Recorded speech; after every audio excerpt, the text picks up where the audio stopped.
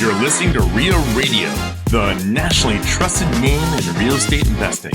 We dig deep to discover investors' why in real estate. If you want to skip all the BS and get in investors' heads, you're in the right spot. Be one of the thousands to check out RIARadio.com.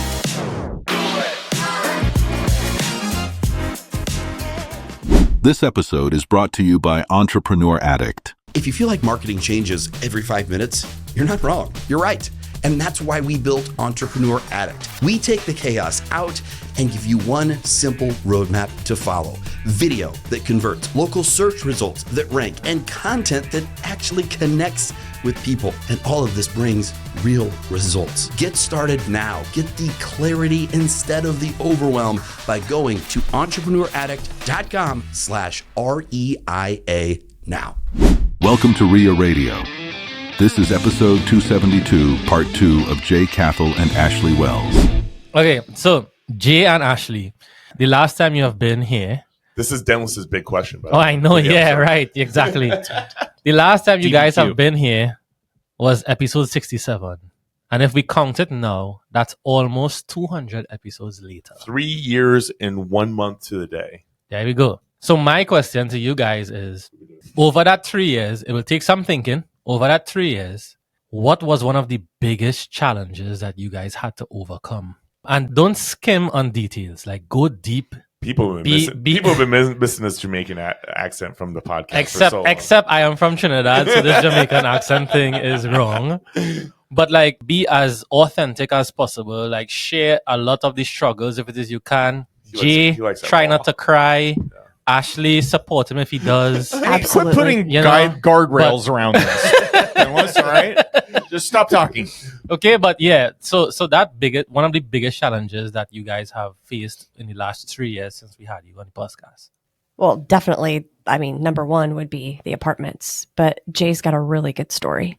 So, okay, I'm gonna back up. I'm just gonna go from the very start. What the question was the biggest challenge is with 6 kids between us. And a lot of stress pulling us in a lot of different directions. Sometimes business gets tied with personal relationships. Running a business together and then having a relationship together is tough and stressful. And so when things get stressful in our relationship and we're not getting along there, and then things get stressful in the business, things can blow up. And partnerships always do great when things are going good. You don't have problems when things are smooth and easy in business, but things get a little bit tough, a little bit more stress. Maybe you get a little bit angry and you say something you don't mean. And then it's hard to keep on doing business together, and let alone like having a relationship with someone that you love. It's hard to separate that. And we do everything together. We ride on appointments together. Like driving Miss Daisy. I'm the taxi driver. And for real, I go to these appointments like this guy with like crazy looking dude with all these face tattoos is looking you up and down. I'm like, I don't feel super comfortable with you going out on your own. Maybe you should get your Uber license, and then you can Uber, and then you can write all this off. Yeah. So, but it's more of the biggest challenge I would see would be sometimes separating business from pleasure. Don't make it weird. But you were right. Is that weird? No, you're 100% right. Business from our personal, like our romantic side of a relationship from our business side, and when we argue, it's sometimes like, am I just a business partner? You and I just doing a business transaction together? Are we actually romantically involved? Like what is our relationship? And so it's sometimes harder to separate that. And when things go bad in business, it's really hard to do it. Yeah, but the makeup is so much better. than a regular business partnership. You're not going. That's very true. You can always count on Ted. Yeah, thanks, Ted. That's where my mind's going. Yeah. That's got to be the benefit. Let's mediate this in the bedroom. Yeah. Okay. Be in the boardroom. A queen size boardroom. Okay, but I do want to spin the table a little bit.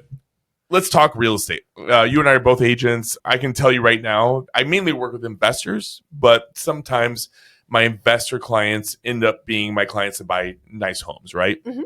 But obviously, it's not my focus. But I have seen a massive decrease in my business lately, like 5 times drop in business over the last 2 years.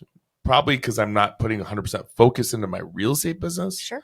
But what are you seeing? Because on my side, I'm using the excuses that people aren't moving because of they have great interest rates, because I look at my own personal home. Or when it comes to like doing comps with investment properties, I had a duplex recently. I talked about this on the previous podcast, and there was no comps in the neighborhood when I went to go sell it. Like literally, there was not a comp. They gave me permission to use the whole city as a comp. And like within 6 months, go the whole city. Yeah. Like, how has the market changed for you and your business? And how are you looking past it? Like, what are you doing to keep the business coming in? I would say I have been the busiest this year. And I'm in the real estate business, obviously 3.5 years. So I'm just starting to get repeat business, which is great. But we have Zillow Preferred leads through Jay's team. Mm-hmm. And that has been great for my business. It's totally changed my business. But also me focusing more on real estate has changed it as well. Because, I'm used to doing the flips and, finding a house for, another house to rent. And I was so focused on that, I think, that I just didn't give enough to real estate. And now I kind of just turned the table where I'm like, okay, I'm going to put some more time and effort into real estate. And the Zillow Preferred, used to be Zillow Flex, now it's Zillow Preferred leads have totally helped me kind of jumpstart that. Yeah. And then reach out to past buyers and then reaching out to new people and just working it more. So I've stayed pretty consistent, pretty busy, I would say. And I feel like I'm selling most of my houses in Council Bluffs. A lot of first-time home buyers. Council Bluffs, Iowa. Council Bluffs, Iowa, yep. And I feel like we have a lot of homes on the market right now, and I feel like it's a buyer's market. And like I said, those Zillow leads, I'm just working them, and they've been fantastic for my business personally. So do you think that that's a good tip that you would give somebody that's in their first couple of years? I mean, I've been doing this over a decade. Yeah. And I find that probably at this point in my career right now, Yep. That 90% of all the business I do is referrals or clients that are now selling their house, moving to the next one. Yeah. So, but I don't drop the pies. Yeah. I have no CRM system. What does drop the pies mean to those that have no idea what the F you're talking about? It's Thanksgiving right now, and there's 300 there's 300 pies out there, and people are dropping pies at all their past and current clients. Or that's a thing. Like, how do you know what they're pies? called? They're called pop buys. Yeah, they're what? Pop pies. Pop POP buys BYS. Not pot pies, which is a whole different. I mean, at one point when I was a partner and broker in a brokerage, I had like 19 agents at that time. And hey, let's make this about you. Go ahead. And we would do drop plant. We try to do 8 touches a year. Oh, so wow, we drop little plants off. We would drop like lemonade carts. We drop pies for Christmas, pies for Thanksgiving. Okay, we get it. And so on and so on. Okay, Dick. And then from that point, we would try to get those touches, but I found that I didn't really get much residual off that. Okay. I just started doing mine, and my goal was 3 times a year. And I'm going to be honest, like it was tough to do, because like I'm in Omaha, I'm in Glenwood, I'm in Council Bluffs, I'm in Carter Lake. And so these are all past clients. Mm-hmm. And so I hired my daughter and said, hey, here's the addresses, find something, put it together, make a cute little bow, whatever it is. And it says just pop and buy. And it's a little bag of cute popcorn. And so she was like, that was a lot of work. I love popcorn. Yeah. Did What's you your get one? address? Just kidding. Nope. Still waiting. But I think I feel like that's been huge for my business because it's getting in front of them again 3 times a year. And is that bringing business back? Absolutely. You think so? Yeah, for sure. Okay. And then I just keep adding to my list and just break it up, obviously, over a couple of days. But it's fun and they enjoy it. And then I get these texts like, oh my gosh, thank you for thinking of me. And it's just been huge for my business, I feel like. And then just like looking at the expireds and the cancels, like I used to do that too and touch, like for sale by owner. And there's so many different ways to get business rather than just waiting for your phone to ring like Zillow. So I try to focus on social media. Yeah. So I do a ton of social media. Almost every client I work with is following me or it's in my friends group. Yeah. And I feel like I get those touches through that. Yeah. And there's clients that I sometimes haven't worked with for 6, 7, 8, 10 years that I get that call back, but I never dropped a gift off at them. And honestly, But you're staying in front of them with social media. they're in my contacts, my phone, but I'm not calling them. Yeah. But a lot of times they're like, I try to diversify myself from other agents to say, hey, I'm a foundation expert. I'm an investor expert. And I try to say I'm the best in these categories, not the best in every category. Absolutely. Right. But I'm the best in these specific categories. And I get those clients coming in from that, like that experience that they had. Cause I find that when I'm working with somebody to my detriment, I'm telling them not to buy probably 5 or 6 houses. Yeah. Yeah. And they might want to buy it. And I'm like, no, don't buy this one. Yeah. Yeah. and that helps me. Mm-hmm. But again, real estate's not my full focus as far as being an agent. Yeah. Even though it pays the most money. Well, and I would say it was not my focus right off the bat, because I dove right into flips and rentals immediately. So do you say you're an investment real estate agent, or do you say I'm a luxury? Like what's your niche that you're trying to like hit? I do really well with first time home buyers. I agree. That's where I was going to introduce because of the Zillow leads.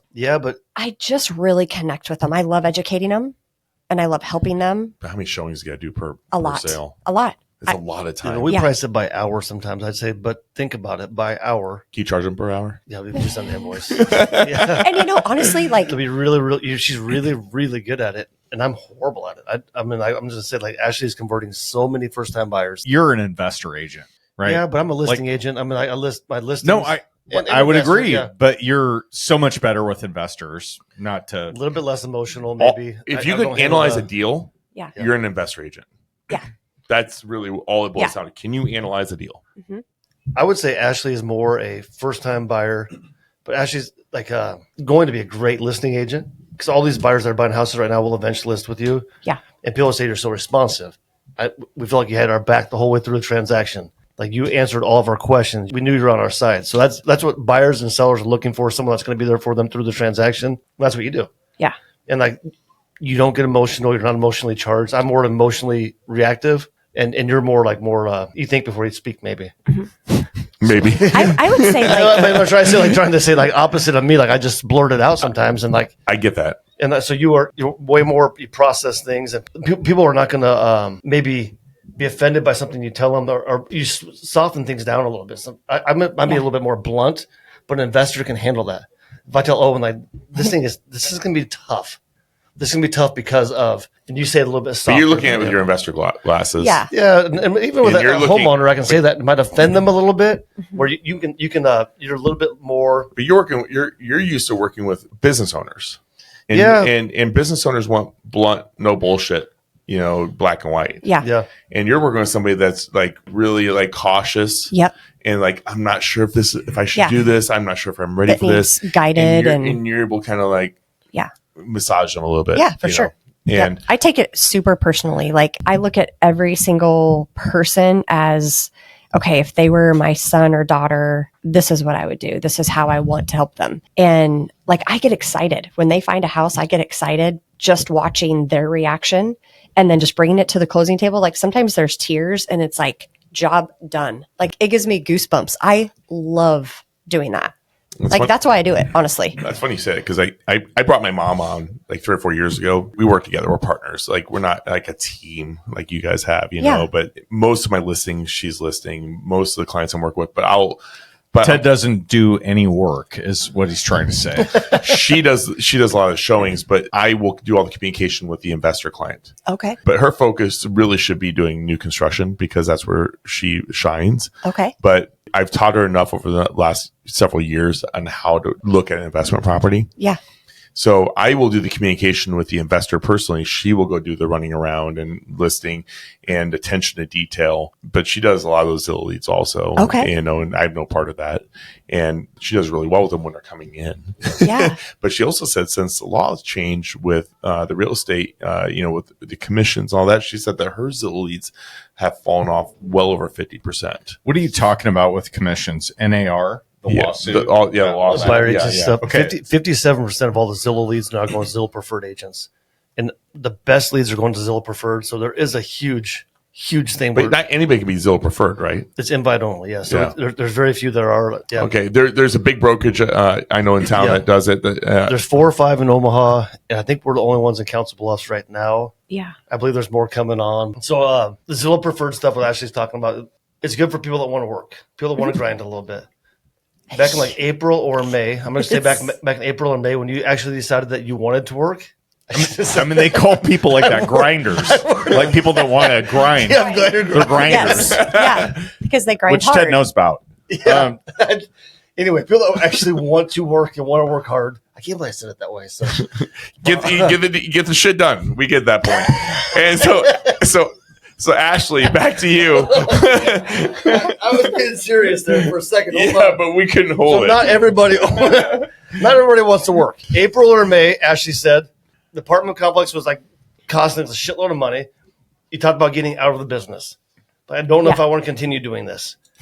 And I don't know, you had a come to Jesus moment where you said, if she can do it, I can do it. If they can do it, I can do it. And I'm like, I know you can do it. And you're 3 years into it. I know you can grow your business. You just have to commit to it. It has to be a priority. And so went from like selling very little to from April or May until now, putting together more deals than probably in the top 10 in our MLS as far as number of deals, and volume maybe is not quite there, but you're 3 years into it. And what you're building with repeat business and new business and people that want to work with you and people that meet you and decide right away, they're like, that is going to be my agent. Because they decide on Zillow, they decide like, that's my agent. Your success rate's way higher than anybody else's.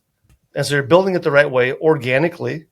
And Zillow is not maybe always organic because you're meeting people you have never met before. Yeah. But people are reaching out to you directly. You committed doing a social media. So that a social media director or someone running your social media now. Mm-hmm. You met with some of the top agents in the Omaha area, in the Council Bluffs area, and said, what do I need to do to grow my business, change my business? Yeah. And so you literally, you sought out people that were killing it, and you asked for one-on-one meetings in April or May, and you met some of the very, very top agents in Omaha Council Bluffs. Who were the couple stand-up people you sat down with? Megan Owens and Jessica Dubinsky. Okay, I don't know Jessica. And Melinda Jensen, Jeff Fox. Yeah. So how do those conversations, like what do you ask for and what advice did you get? I basically asked a few questions and just sat back and took notes and listened. But was it hard to get those meetings? No. Surprisingly, no. I thought it would be because they're killing it and they're so busy. And I thought they're not going to have time for somebody like me. Sit down and take time out of their day and have a coffee. They were more than willing. Are they in your same brokerage? Yeah. Okay. That helps. Yeah. But I loved talking to them. They were real. They were honest and said, if you need anything, reach back out. And I loved that they said yes to me immediately and they didn't put me off. Okay. So to reference that to the real estate investors listening, there's so often that the real estate investors in the world and, are attending the RIA groups, for instance, and just to bring it back to home. And a lot of those people are nervous to sit down with those people. Yeah. Maybe it's me, maybe it's Owen Dashner, and other people and like, oh, I can never get a moment. And it's just funny because I had a cousin reach out to me that I've never met because I have a very large family. Yeah. And he's like, hey, I'm trying to get into real estate. Would you be willing to sit down with me? And I'm like, yeah, I'll sit doon with you. I'll talk to you. Let's do a call next week. Here's my cell phone number. Yeah. By the way, which one of my aunts is your mom? Because I have 12 of them. That is crazy. And that was kind of an interesting conversation. But probably 3 or 4 times a week, I'm sitting down with people I've never met in my life. Yeah. And guys, if you're listening to this right now, guys, if you're listening to this right now, maybe you're a real estate agent. Maybe you're a real estate investor. Don't be afraid to reach out to the people you look up to, especially in your town, and just say, hey, can I take you out for a cigar, a cocktail, a coffee, breakfast, and just chat with you? Keep it real light. And maybe in those conversations, you offer something back. Yeah. Maybe I have a lead for you. Maybe I'm willing to do some free work for you. Especially if you're brand new, it's good to say, I'm willing to work with you. Maybe what can I do to help you, by the way? Thank you so much for the time. But what can I do for you? Yeah. You used to take on a lot of meetings. I think you've gone away from that. But Owen, what were things that made you say, yes, I want to sit down with you and I'm willing to talk to you and let you pick my brain? So I did, Jay, go ahead. And why have you backed away from them? So I did 104 coffees in 2021. I had a Calendly invite that I put out to basically everyone in the Omaha real estate. That's when you became nice, by the way. Yeah. Was it? It was all an act. It was right on then, yeah. I'm actually not nice. I'm just crusty. But I I put my Calendly invite out to the world and basically said Tuesdays and Thursdays at, whatever it was, 9 a.m., 8 a.m. I'm having coffee here. Anybody that wants to have coffee and talk about real estate, tell me what your plan is. And then I'm down. I'll sit down one-on-one with you. And I did that 52 weeks out of the year, 104 coffees. So I did that as kind of a social experiment, but it was more like I had a void at the time. And I was like, I want to be inspired. I want to meet more people. I want to expand my network. I don't have any agenda out of all this. I wasn't like trying to funnel them into a, coaching program or anything like that. It was just like, I want to meet cool people doing cool stuff. And if you're trying to get started, I can help you. If you're really experienced, maybe I can collab with you or learn from you. I had no agenda at all. And I put this out on socials recently, and I get, mixed results from people, but it wasn't for anything. It was just like, I fill a void in my life and I want to fill it with people that are doing like stuff to move the needle. And that's why I did it.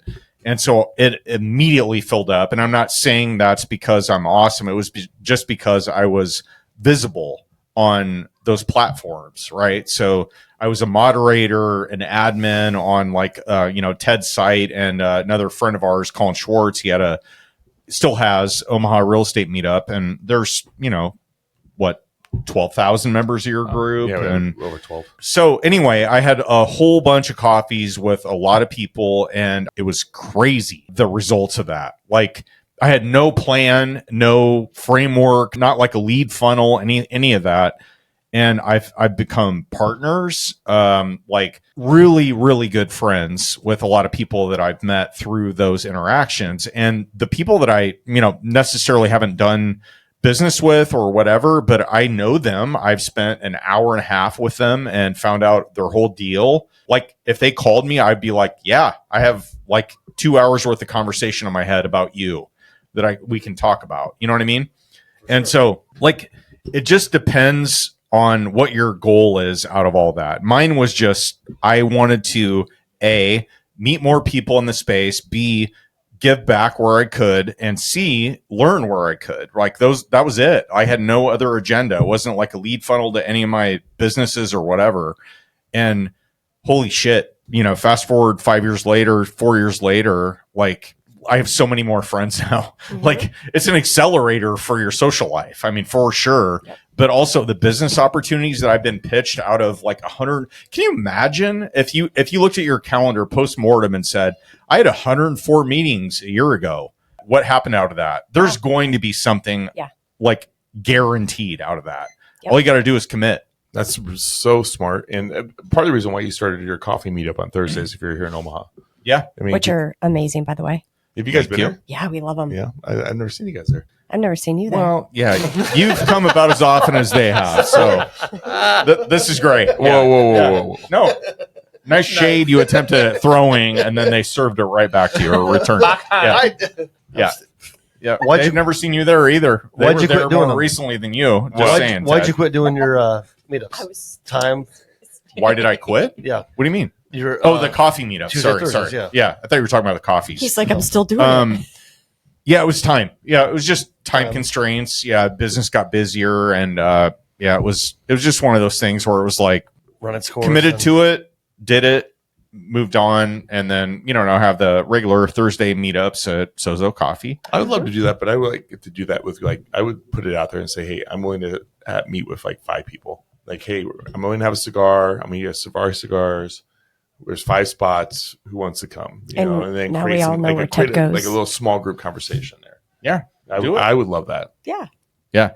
So it's kind of finding your niche, finding your wheelhouse, and all that. But like, I feel this got weirdly turned to me. Like, what were we talking about for this? We're talking about you meeting with agents and that were high level, and then I was asking you exactly how you did that and how that worked for you. But I think it's really important in the end to find if you are the person that can bring people in, you should do that. Create a community, do that. Yeah.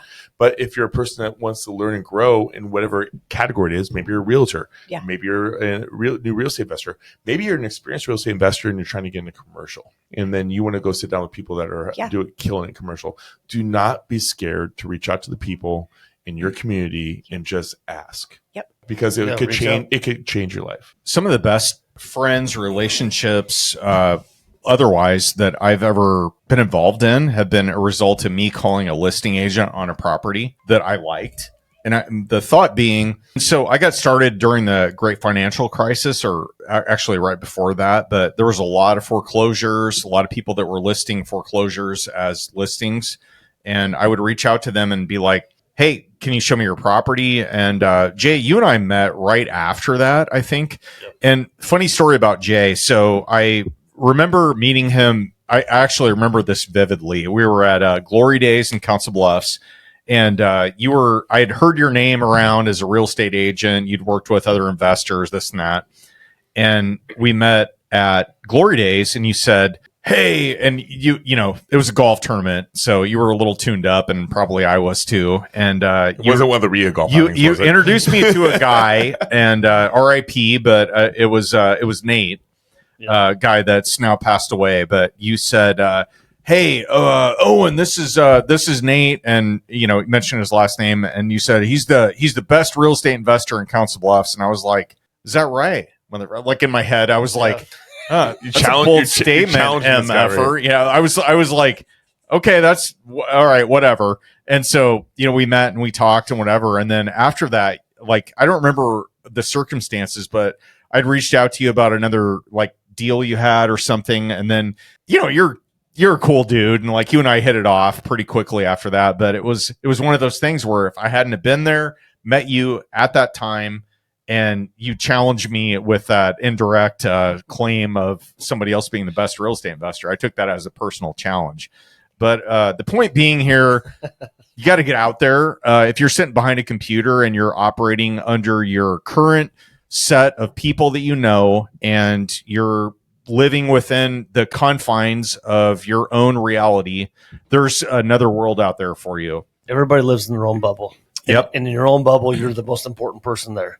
And people in your bubble sometimes tell you, sometimes they challenge you and tell you you're not that great. But in your bubble, that's your world. And there's so much more out there. When you travel, you see a little bit more of it. When you come back, you realize like Council Bluffs isn't that important, or Omaha's not that important. But everyone has their own little envelope in their bubble where they think like, this is, I'm important. What I'm doing is important. And then you realize everyone else is doing something better. But don't you think it's important to feel like you're, like, for your own self-confidence, don't you think that's kind of healthy? They feel confident and feel important that you think I'm making, because if you don't feel like you're making a difference in the world, then I think you're gonna have like a worthless feeling. Life is short. Think about, I think about right now, I'm 48 years old. You're old, man. So my dad got sick at 58 years old. Yeah. So how many years do I have of health? Like, be thankful for where we're at. I think like we've got really good friends. Our business is thriving. Parents are healthy. Kids are happy. And what else do you Kids really are need? spoiled. They're spoiled, but they're thriving. I mean, like we're so close to them, like actually going out on their own. I'm excited for them. I'm nervous for them. But what else can you? What are you thankful for? Honestly, well, I know we got our own bubble, and we think that like everyone likes us and we're great and whatever. But I know there's always people are always going to judge you, and it's easier to judge someone that's doing better than you. Yep. And people aren't judging someone or talking about someone that's behind them. The people that you're talking about, if you're mad at someone or hating someone, usually they're doing better than you. You're not really judging or worrying about someone that's 10 levels below you. So if you hear people talking about you, it's probably because you're doing something pretty decent. But still, try to be a great person. Try to treat people right, no matter who they are, no matter where they are in their lives. Try to support them, build them up. And I feel like we've been really fortunate, lucky, and blessed. But there's so much worse that could be going on for any of us in our lives, and I feel like we've been really absolutely blessed. I'm just spirit of Thanksgiving. I'm thankful for where we're at, for great friends, our family being healthy. Yeah, I'm just glad the situation we're in, what we've created. I feel like I do feel like when you do have somebody pass, that age that person passes. Like I said, my father passed when he was 19. I remember when I was approaching 19, I was like, oh man, am I going to make it past 19? Yeah. And I see where your emotion is coming in. And I remember I was only 11 months old when my dad died. And I remember when now I'm fast forward in my 30s. And I remember when my firstborn, when he hit 11 months, I'm like, oh man, will I live to see him past 11 months? Because it's in your head.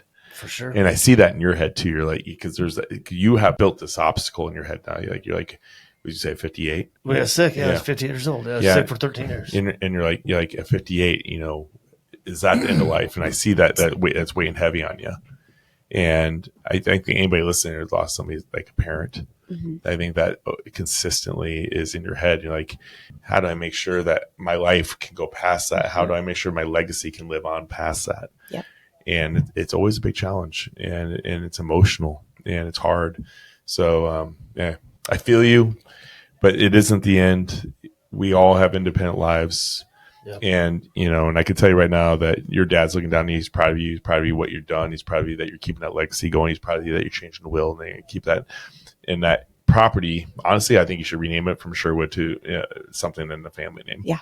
And I think that might bring a little bit more meaning to that property than it already does. And to touch on that note, I never met his dad, so I was never privileged to get to know him. But you saw the best half of him. Yeah. Yeah. I met him right when his dad was just getting sick at the end. And I truly believe that God has a purpose and a plan in all of our lives. And when one goes, I feel like somebody else comes in their place. And I honestly think I was put in Jay's life for that reason, to help him through and to have a deeper connection with him. Lift him up. Yeah. Empower him. Yeah. Yeah. It's amazing what a strong partner can do. Yeah. Yeah. Well, Dennis is crying really loudly over here. Yeah. Mike is muted. Man, this is great. God, it's so fun catching up with you guys. I do want to ask you one more thing, though, before we get into the kind of final segment of this. How annoying am I to be a house hunter?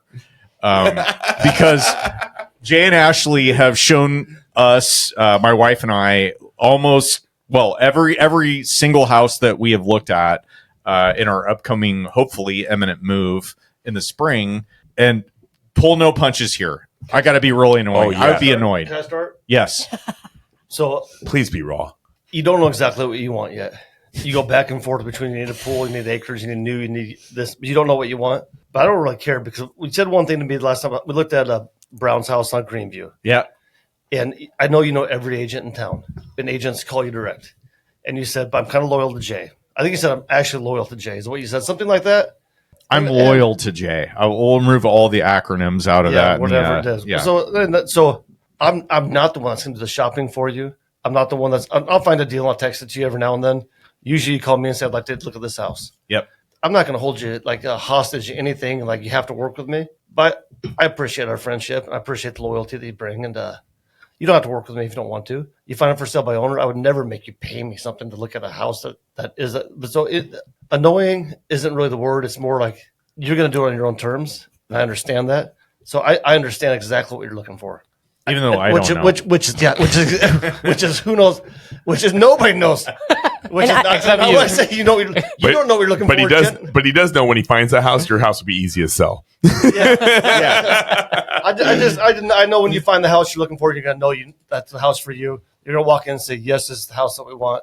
And so who knows what it is, but I appreciate it, and it's not annoying to me. And we've been looking for probably 3 years now. Yeah, it's been a while. So, okay, I had a situation like yours. I'm not going to name drop him, but I had a friend. He's looking for $1 to $3 million house, and we spent probably 2 years looking for that property. In the end, I just kind of enjoyed the time, and I normally don't look at those high end houses, and I really loved looking at those $1 million+ houses because that's not my criteria. And we just had a great time. I know sometimes we'd stop and get a shot before we went, awesome. and it's just that was the type of relationship we had, But in the end, this particular person found something that was like 25 acres and it was like off market, and he was able to do a seller finance deal. And so I didn't end up getting the deal. And he's like, he felt like shit. He's like, dude, he's like, we didn't get the deal. You didn't get the money. You spent all this time. And I was like, yeah, but we got to hang out. And we've done so many side deals. Yeah. I mean, I've done probably 30 plus side deals with this particular person. And I know you're talking about it. And I was like, it's fine. It all worked out. And I get to store my Mustang there in the winter. So It's the reciprocal stuff. Like I don't care about the commission. I would love to represent you and Jen on the house you guys buy. It's not the commission that I really care about. Yeah. I would love to take that commission and go on a guy's trip somewhere and just or a couple's trip. I would love to do that. Owen really wishes he went back to Vegas for his 51st. And I'm just along for the ride. So I get to see all these cool houses that I would probably never show or see. So I'm like, yeah, let's go. They want to see another one. Let's go. Yeah. Well, I feel like we got a dumbed down version of what it's actually like working with me as a buyer or a buyer's agent. But I'll take. But it's different when it's a friend. Yeah, no, it's true.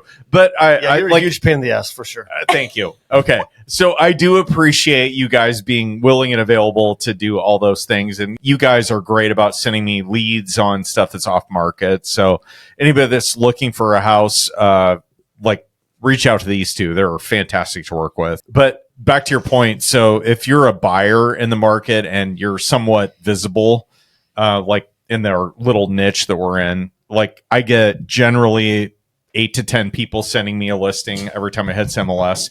And I'm like, I have that same search saver. The one you got this morning and you forwarded to me isn't, like I'm not going to pay you $10,000 to forward me the same thing I already had. Anyway, point being, I appreciate you guys. Last thing. Last time we were here, we said we wanted to buy an off-market property or Airbnb out of the area. There's a house in North Phoenix, a block away from Scottsdale. We bought it for $700,000. Airbnb was beautiful, 4-bed, 3-bath, the pool, exactly what we wanted. It was cash flowing. The appraisal came in low. We got cold feet backed out. It went under contract right away again for $700,000. It sold in August of this year for $600,000. Lost $100,000 on it, plus whatever fees were to have to sell it. So probably lost $140,000 on it. This is something you know. No, we backed out on it. We got cold feet because the appraisal came in low. Yeah. Really low. Yeah. So anyway, there's a deal we were going to buy that deal. It would have handcuffed us. I mean, it would have been a huge loot. We're still holding on to it, which. But you said it was cash flowing. They said it was. Everything is cash flowing when you buy a rental property. Everything is great until you actually own it. Uh-huh. So that was the one thing we said we were going to come back on. Like we're going to buy Airbnb out of town. We're so glad we didn't do it. Are you still looking? Not really. No. I look in Belize every now and then, and I would love to own something out of the country, but Kim and Tim Stevens have a Belize property there. Yeah, they do. I think they're selling it. Yep. Are they really? Oh, they're selling it? I think so. Sometimes the best deals are the ones you don't do. Yeah. I made a whole social media post about that. Or maybe you partner with somebody and split the time. Yeah. Or timeshares. I heard they're great investments. This guy right here really wants an out of state vacation Airbnb. At one point you did. I mean, pink no, shells. I'm past done with that. Past that Done. idea? Pink shells. Yeah, hurricanes, insurance. Yeah. No thanks. I think Garth Brooks says some of God's greatest gifts are unanswered prayers. Yeah. All right. Let's. We have one section left. I know you guys get it. Nobody's listening still, but we're definitely going to cover this section. All right. You go. Hey, this next section. Think about the last 3 years. Think about a lesson that you've had in your business or personal life where you could call it a fail, but you would never take it back because there's a learning lesson that came out of it. So in this section, we call it failing forward. Failing forward. Failing forward. Okay, that was bad. Do you have an example for us? It has to be an apartment complex. The 40 unit we bought for 3.4, we thought for sure it was going to be a slam dunk. I looked at it as our retirement project. My kids were disappointed when we sold it. We had our kids up there working on it, doing landscaping stuff for it, cutting down trees, tearing out carpet. And they were so excited for it. I told them that'll be retirement. That'll be, here's the cash flow projected. And everyone's optimistic when you get a new property. The potential of a property, we talked about it, is always what you're excited about. The reality of a property is always a little bit different. And so we learned a huge lesson from that thing. And I wouldn't change it. And it's kind of maybe slowed us down a little bit. But I'm glad we did it. I'm glad we're out of it. But it was a huge learning lesson. We talked about this. Do you guys regret selling it? No. I hesitantly sold it. I didn't want to walk away, and you know that. She was confident in her no. Yeah. You were very reluctant in your no. No, I didn't. I did not want to walk away. I mean, it was tough for me to walk away. I didn't want to. Because you feel like you failed. Yeah, 100%. Yeah. 100%. That was a failure. Because that was 100% I just chucked a it failure. up as learning lesson, and it was a great experience. Yeah. It was. Without a doubt, that was a failure. But this question came up at the Caffeine and Cap Rates event, and my answer there was a little bit different. I talked about the buying into the development that had failed in Council Bluffs. The Kansas City developer went bankrupt, and I bought 14 lots there. They said there's 92 lots available, bought 14 of them. They said, if you buy these, we'll hold the rest of you. If I give you a year or so to buy the rest of the lots. I'm like, I'm buying them for so cheap, like for $25,000 a lot, $25,000 a lot. There's no way I can go backwards on it. So I started building houses there. This was in 08, 09. I'm thinking that like the market, maybe it took a little dip, but I've never really seen it. I've been in the market for, I've been selling real estate for 6 years now, so I know everything. It take a little dip. It can't go any lower, and it went way lower. So I had a $2 million line of credit. I was barely able to pay it off. I thought I could sell my way out of everything because I was selling a lot back then. I was motivated. I worked with every first-time buyer. I was motivated. So by the end of it, fast forward from 2008 when I bought those lots to 2014, I'm still paying off lots, paying off reeds, hiding my truck in my parents' garage, driving my mom's Jeep around, didn't make a payment on my personal house for 8 months. I'm an active foreclosure, and I'm sitting on a huge amount of debt. I didn't know any of this. Oh, yeah. So in 2011, when the flood came, the Missouri River flooded, you couldn't get insurance on anything on the west end of Council Bluffs. From probably South First Street down to the river, you couldn't get insurance on a house. So buyers are backing out like crazy. So I bought 4 houses, average price about $20,000. Put about $80,000 in borrowed money from my dad. I bought these 4 houses. I can't get insurance on. If the flood takes out the west end, the 80 grand's washed down the river down to St. Joe. And the flood didn't destroy Council Bluffs, and we survived it, luckily. And I have these 4 houses. I've got 80,000 into, and I sold them all for about 60. Well, it's a couple for 42, a couple for 60. You wish you still had them. Oh man, I wish I still had them. But I was able to clear my debt, because I borrowed money on that line of credit from my dad to pay him, and I borrowed for these houses from my dad. So how much he helped me through that situation to get through. Like I was very, very, very fortunate and lucky to get through that. What advice did he give you during that? So I'm sure he had his own opinion. he had big opinions, and I was cussing him for not letting me have more money during that stuff. Like, I need this because I have to get through this. But how many times do you have to keep on asking the same person to give you money? And so I guess maybe his advice was, how much good money are you going to throw at bad? I mean, you've made bad investments. The new construction was bad. That development was bad. And how much good money are you going to throw at it? And I had a partnership that wasn't great, but I muscled through it. Didn't lose anything in the foreclosure. He paid my truck off. I paid him back. So there's a lot of people that don't have that. Someone that's a safety net. Mm-hmm. And so to say that I'm lucky is like putting it really soft. Blessed. A lot of people blessed. Yeah.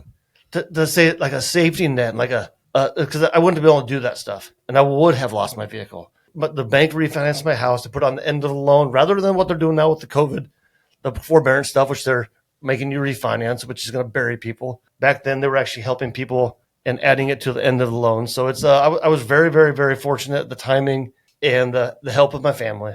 So I wouldn't ever want to go through that again. I mean, I was really, really lucky to bear through it and muscle through it. But I'm glad I went through it, because I think maybe it made me who I was. My kids don't even know that we're broke. My kids don't even realize we're on food stamps. They realize that we're living on government assistance for a little while. They have no idea. I've told them recently, some of my older kids, like, we were barely making it. There was probably 10 months where we were living off government assistance. We had to have help. It's hard to drive a 2005 Escalade into the unemployment office and ask for help. And what year is this? 2009 or so, 10. Yeah. It's hard. It's hard, and people are going to judge you when you do it. Mm-hmm. And I understand it, but that thing isn't worth anything. You can't trade it in. It's not worth what you owe on it. So it was a really, really, really trying time. And that's where you kind of find out who your real people are. Mm. I feel like, not to that extreme, but I feel like I just dealt with that with my partnership I just got done with. And there was one specific property we had, and it was a subject to, and I was carrying the note, and the business partner was supposed to have that done within 6 months, but he never started the project. And then we had squatters jump in, break out like 30 windows, kick in the doors.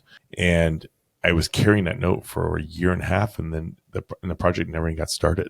I've been there. And I'm like, what the hell is going on here? Like, why aren't you getting this done? I'm carrying the note. I'm paying this. In the end, I think I paid over $70,000 on that project for nothing to get done. And then I just handed it back over to the original owner. I'm like, I'm sorry. Just take this as a blessing that you just went ahead and got a property that I paid your note for a year and a half. and handled maintenance on it and mowed the grass and boarded up windows, because he would have dealt with that too, and and handled the tent village in the back. Yeah. Tenant village. But in the end, I don't know where the forward is yet on that because I'm still dealing with it. I'm now selling off tons of real estate to pay for that. But I guess the forward at this point is I'm hoping that my pivot by selling the real estate is going to be able to help me look forward and say, I'm going to invest in these different assets. Yeah. That I'm going to be smarter about my partnerships. Yeah. That I'm going to reinvent myself with my, I feel like I'm a lot smarter than I was 5 years ago, and my connections be able to move on and be, a better investor. Good. So, I mean, we all got to look at that. Mm-hmm. I'm hoping that's what I say, but the podcast will tell us. Okay. All right, guys. I could talk to you for a long time. 2 more hours. And I probably will after this, but we have a last section that we call the OT with Owen and Ted. Glad we got that in sync. Super weird without the headphones. Just go. Oh my God. I feel so pressured right now. Okay. So the first question for you two is, I'm going to ask you this separately or together if you have a mind meld going on, which apparently you have. So if you were to write a book, Ashley, Jay, just want to engage both of you. What's the title going to be or the topic? I have no clue. My book hasn't been written right now. Let me just think. Ashley knows a book. If I could talk to my future self. Yes. Oh, that's the title? Maybe. If I could talk to my future self, it would actually be a great book. Yeah. I would love to know, 'cause every 5 years, you totally change as a person. If I look at myself 5 years ago, where I was, where I'm at now, I tell my kids, you'll change in 5 years. You'll be a completely different person. You always think you're done growing. Right now, you think you are done growing, who you are right now. And in 5 years from now, you'll be a completely different person. I agree with that 100%. And so I wish I could talk to my future self and say, I hope you're proud of me. Don't take that shot. Yeah. Read this book. Don't drink old fashions in a podcast. Yeah.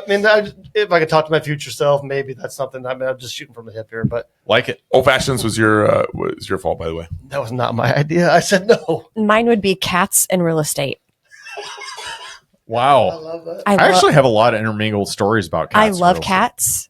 And if I see a cat, I'm taking pictures. And I was like, how did you ever date somebody being a cat lady?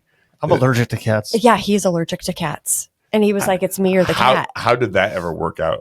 And I was like, well, I had the cat before you. In counseling, I one time said she should get rid of the cat. Yeah. I would do it for her. Yeah. So Jay sleeps downstairs is the message here. Got it.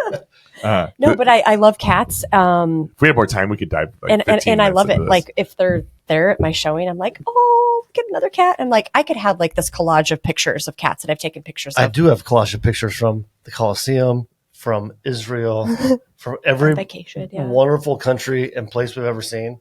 And Ashley finds a cat. Yeah. In every place. I can search cats on my phone, and there's so many pictures of cats. And Ashley with the most seventh wonder of the world, and she's just taking a picture with a cat. Yeah, and I think you guys should have a cat. I was driving down the street the other day, and there's a lady with this badass BMW that was next to us and said "cat lady." It was like an M3, and then my son goes, "I bet she doesn't have a husband." I bet she's crazy. I have a few. My 12-year-old said that. I have a BMW and I love cats, so maybe I should be like cat lady. Does it say too. Cat lady on there? No, but it should. If it was crazy you, cat I would lady. laugh so hard. I have a few friends that I have serious travel envy about, and you are one of them. Definitely top 5. Let's travel. You guys, let's go. Well, I know, and we can spend a whole episode on this, but you're fun to travel with. We've never done a collab collectively, but Jay, I will give you the stamp of approval on traveling buddy. Okay. My family's going to Portugal and Canary Islands for Christmas, and then my son's going to see his girlfriend in Poland. And I'm not going with any of them yet, so we don't have plans. I would love to travel. Next question, because I know you're on a time crunch here. It is the Jay and Ash podcast. You can interview anyone in the world today. I'm going to ask both of you, who is it, and what's the one question you want answered? Who wants to go first? Ooh, I'm going to go. I like it. But it's maybe not. It doesn't have to be real estate related, just so you know. But it's going to be multiple people. It's my kids. What really drives you? What do you want to be? Where do you see yourself? Why do you want to do what you're going to do? And they all gave me their answers. I talked to them about it all of the time. We talk about the kitchen table. We have your dad hat on, though, right? Yeah, for sure. It's different if they're on a podcast. Would it still be the Iowa hat? Is your dad hat? It's hate week. It's hate week right now, so go Hawks. Yeah, ew.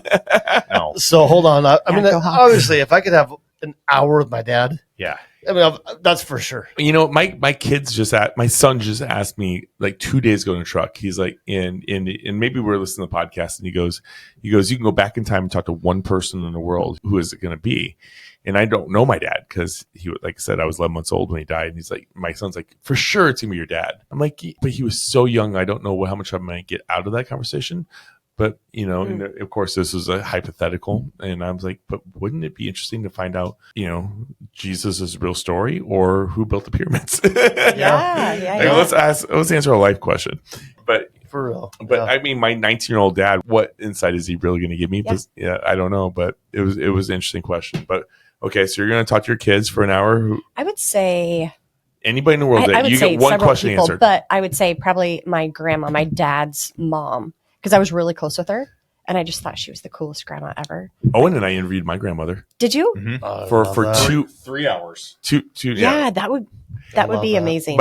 And we did a whole entire like podcast specifically about like heritage. It was like we made it. My grandma's now 89. Okay. We made it specifically to be able to pass on to the rest of the kids. Yeah. She had a crazy story.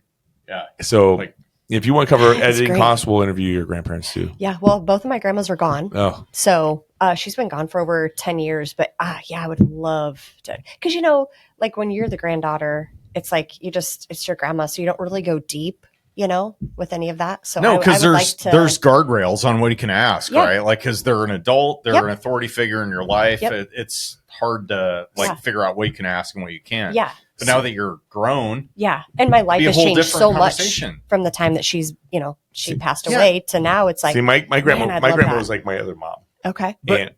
But even then, they hide things from you because they're protecting you from like either their perception of harsh realities or they don't want to share something because it's really embarrassing about their life. But I think when you get to a certain point when you're an adult, you can have those conversations, just having the courage to either ask it or you have somebody insulating you from the whole question and answer thing. And they can, like, it's a safe forum. It's a safe space. Yeah. You know, it's safe here. Honestly, most podcasts, it's always like, I want to talk to like the president, Elon Musk, world leaders. We've never had anybody actually mention their kids and grandparents before ever in 270 episodes. I would pay you guys to interview my mom. I'll do it for free. Just a podcast. I would love it. We would do it for free if you, I would love it if my mom would sit here editing for 30 to 40 minutes.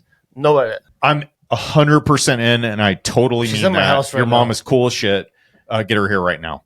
No, I would totally interview her, and we actually had this. We wanted to create a podcast just on that. It was going to be called Time Capsules, where we could interview. Love it. Bring my sister in, maybe with my mom, but my mom give my mom 20 minutes on her own. So we had my grandmother and my mom sat aside just to kind of help grandma along with some memory stake stuff. Mm-hmm. But she wasn't on the show. So just so you know. What can I do to make that happen? Yeah. Just set it up. Schedule it. Yeah. That's it. You just covered all the production and editing costs. Should like whiskey or wine or. Yeah. We have all of it. Okay. So end of the road for you guys. You guys get in a fiery car crash together, and it's your funeral. Maybe a plane crash on a special vacation. He gave me a weird look, but I'm just saying, end of the line. So it's the end of the road. Somebody's going to be talking about your life, delivering your eulogy, your final send off. Who's it going to be, do you think? And what kind of legacy do you hope to leave behind? I mean, I think it'll be definitely my dad saying something, or my kids. Like, I think it'll be both, but I hope that they would say that I tried hard. Like, I was always there. You know, they could always count on me, because in the end, that's all that really matters. The money doesn't. Reliability. None of that matters in the end. Mm-hmm. But yeah, I would hope and pray that they would say they could always count on me. I was always there. I was always loving and soft to them. Yeah, that's my hope. Jay actually talks about this. I do all the time. All the time. So this is great. My mortality hits me all the time. I think I talk about it all the time. My mom and I talk about it all the time. I know I'm going to die. I mean, there's no cutting that, right? We are going to die. My dad got sick so young. Do I have 10 years left, or do I have 20 years? Or am I blessed with 30 years? I'm not like over the hill. I'm at the end of it. One thing I'm on the downhill slide. One thing I always say is that it could be tomorrow. Yeah. But when it does happen, there's a high likelihood that somebody will listen to this podcast and honor your words. Well, thanks for adding some humor to the conversation, Ted. Well, it's important. Please continue. It's Jay. important because I've talked about that many times, and I hope that my family honors my words that I've said on this podcast. You know. So who will talk at my funeral? I don't really know. I know last time I said McSorley. I don't know. I think it'll probably be my family. It'll be your kids. Look, President's fine. I'll do it. Please do.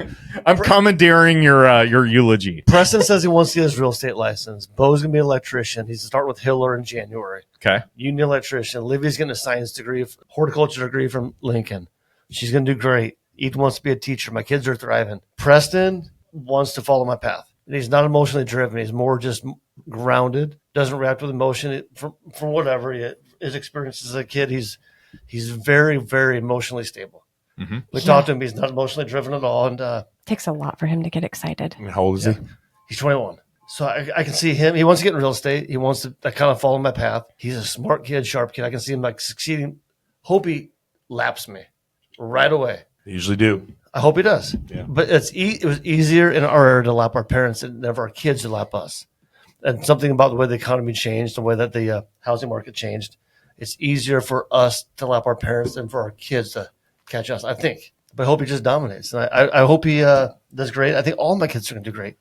I worry about him only because he's following my path, which has been a grind. And my story about my failures, whatever, he might have to feel that if he follows the path I'm going. Yeah. Or being an electrician, being a teacher, being in plant sciences, they don't have to feel that. They have health insurance, they have benefits, they've got security, they got a safety net. Yeah. And I would love to offer a safety net for my kids. I don't know if my heritage and my legacy will be enough for them. And I worry about it. You tell me not to. I let the kids worry about themselves and they can figure it out. I would love to leave enough that they can pursue their passion. And money's never like the hold back. I know how spoiled and how simple that sounds maybe. It's on how you raise them.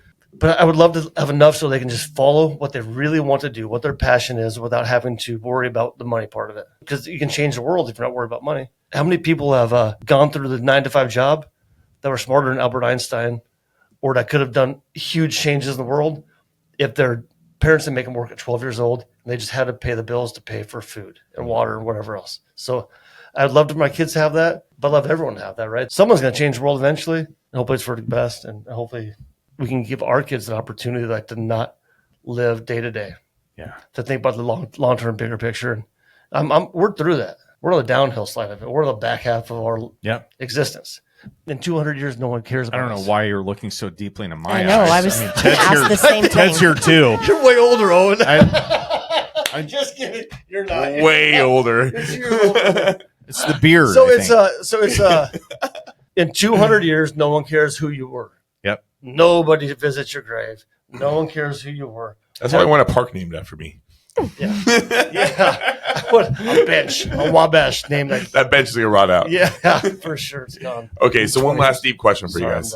Okay, so you look across the table and you see the person that was the biggest mentor in your life, the person that had the biggest impact in your life, dead or alive. Who is it? And if you can speak directly to him right now, what would you say? It's my mom, for sure. So what are you going to say to her? Like, thanks for supporting me. Offering unconditional love. When you know when someone loves you unconditionally, that's what gives you confidence. Mm-hmm. To take a risk, to be who you want to be, to challenge yourself to be a better person. You know, someone always has your back, right? That's the foundation. When one person's always going to be there. Damn. Seems like that's what you're trying to do. I wasn't going to cry. Seems like it was trying to be for your kids, too, right? Like when my dad's saying no, like, you've asked 10 times. I'm done giving. My mom is always going to say no. She's never going to say no. She's always going to give. She'll give everything of herself, and you know that. And you do the same for your kids, just like your mom did for you. Yeah. So it's just the when there's someone that is the foundation, the rock, is always there no matter what. Even like when you're wrong, like she would fight for me even if I'm wrong. Mm. So you know you always have someone in your corner, because you don't always have that. When you're wrong, your friends are usually going to say, "Oh, you're wrong," and they'll walk away from it. My mom is going to say, "You're wrong, but I'm right here still." So that's helped me build confidence, and maybe just know that someone's always there. And our relationship has been kind of the same way too. Like what we built together, not always great. We can butt heads, we can call each other whatever we want to call each other, hang up on each other, be mad at each other. But at the end of the day, you have someone that's always there for you. that gives you the support system that you need to say, okay, I know even if we swing and miss, I've still got someone there. Even if we strike out, there's still a safety net, or it's still got a place to go. So I know there's always an answer when you got someone that's supporting you, someone loves you unconditionally. So that's I'm saying my mom just because that's the ultimate unconditional love, and not everyone gets that. My kids don't always have that. A lot of kids don't have unconditional love in their life, and that's if every kid knew that no matter what, they've got someone that's in their corner, they'd all be a little bit more confident. The world would be a little bit better place. Okay, Ashley, the mom. I would say, my dad and Jay both. They love me unconditionally. Like, I can do no wrong in my dad's eyes. He's always there supporting me. He's literally like, they both are. I'm just speaking about my dad first. Always my cheerleader. No matter what. He's like, wow, I heard this about you. And I saw this and I heard this. And like, he will send the nicest text or just call just because to say, hey, I'm proud of you. Like, you're killing it. Like, I'm so proud of you. And whatever you put your mind to, you make happen. And to hear that is just, you want to make your parents proud, But I wouldn't take the necessary steps in my life in the last 4 years if it wasn't for Jay. He was the one he's like behind me like this, pushing me, physically. You like, come on. You can be more. You can do more. Yeah. He's like, believe in yourself. You got this. Like, you're going to kill it. I remember when I got my real estate license, I took the test and he tells me later, like, hey, I didn't think you were going to pass, but I was like, I was like, yep, you got this. Like, he's my cheerleader, whatever. So I'm like, okay. So he drops me off. I go in and I passed. I looked at the screen. I was like, I passed. And I hugged the lady. I almost pick her up off the ground. And she was like, not a touchy-feely person, like put me like, down. I don't do CrossFit, and bro. she's like, okay. Like, I'll print out your thing. Like, in other words, don't touch me. Yeah. I was so excited. So I was like, okay, Jay's out in the truck. He's waiting. So I thought I'm going to play a little joke on him and be like, man, I bombed it, So I get out there and I'm like, yeah, it didn't work out. And he's like, oh, it's all right. Like, you'll get it next time. I was like, just kidding. And he was like, are you serious? And he just starts bawling. So proud of me. Jay? Yeah. And I was like, oh my gosh, I did it. Like, Ted failed his first 4, by the way. Actually, 8 times by 1 point. Well, I was not crying. I did not cry. Oh my God, I was exaggerating on the bad side. But I got And I had to take mine twice. But I got my broker's license on the first try. That's great. Wow. I was not crying. But ChatGPT got it. yeah, I would just say wasn't around. He's pushed me to do more than I've ever thought I could do, be more than I ever thought I could be. And I would still be sitting behind a desk making X amount of dollars per hour, hating my job if it wasn't for him. I mean, every day he would come in and he's like, let's go to lunch. Let's do this. Like, you can do this. I've got you. He's like, you know what? Can I just guarantee your salary for the year? I was like, will you? He's like, yeah, I got your back. And he was thinking in his mind, like, oh gosh, can I do this? But I knew he had my back no matter what. So He pushed the entrepreneur side of yeah. you. So I quit that job. I had money in my savings. I took that test. I passed it. And I'm like, let's do it. Well, we went full into investing and I didn't really focus a whole lot on real estate. And so I was making money that way until we bought the apartments. And then I had to pull away from investing. And so then I had really no income for an entire year. And I was like, oh my gosh, something's got to change. What am I going to do? Am I going to have to go to another job? Like all this. Well, then thank goodness we had 2 angels come into our life and save us from the apartments. And thank goodness he answered prayer. Oh, and it's an angel. I thought we call them suckers. Blushing. Answered Yeah, prayers. thanks, Jay. And then I was able to start investing again and kind of pick back up where I'm good at what I do. And I thrive in investing in real estate. And I just decided to do a different mindset, and things change when you do that. Changes everything. But like I said, I wouldn't be where I am today if it wasn't for Jay. Yeah. And I'm very thankful for him for that. And I'm confident within 3 years we'll be one of the top 5 agents in my area. I thought you were going to say something about being a cat dad, stay-at-home cat dad. No, that's the ultimate goal. That's his goal. Yeah, so in 5 years, if you're He's rooting you on. Lots from of the shots. couch with the cats on. in the next 3 years, if you are in the top 10%, I can stay home and take care of Mabel full time. Mabel. Challenge accepted. We'll interview you 3 years from now. 3 years and 1 month, and we'll find out. Yeah. The litter boxes. We'll be back on. All right, guys. This has been so fun. I'm super glad we got to sit down at the table with you guys and kind of debrief over the last 3 years. But recently, you guys have had a lot of stuff going on with investing and real estate and life in general. What's the best way for people to follow you, reach out to you? Are you active on socials? Like, drop us the deets. Yeah, we're both on Instagram. I think that's where I put most of my social media out there. Yep. So Is Jay still What's on Feedfinder, the or- Instagram handle? Yeah. Come on, Ashley, Mysterio. What do you got? What is it under? Our social media is pretty private. We don't do a whole lot of advertising personally, and we don't show a whole lot. Ashley has a personal social media director that does stuff on Instagram, or Ashley Jackson Wells. That's what it is. Yeah.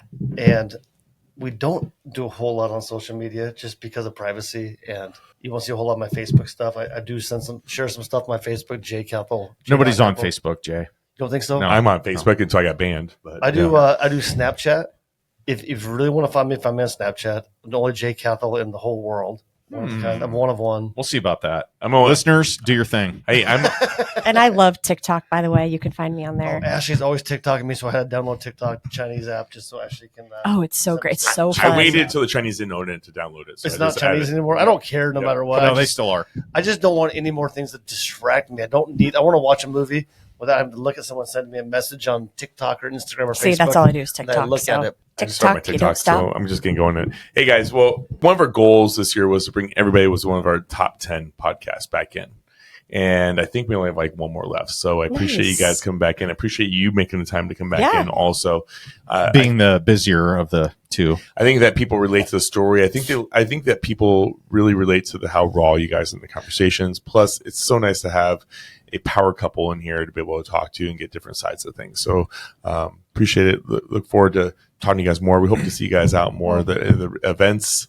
Yeah. And with that, Owen Dash. Well, thanks for asking us back too. Yeah, absolutely. This was I was looking forward to this for the 4 hours that I knew about it, that you guys were coming in today.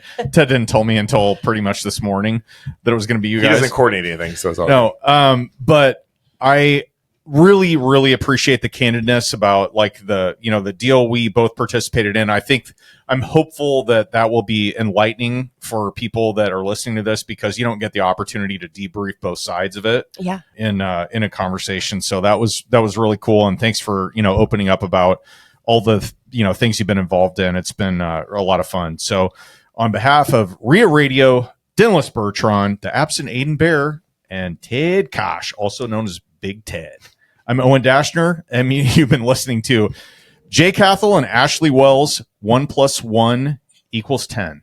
Signing off.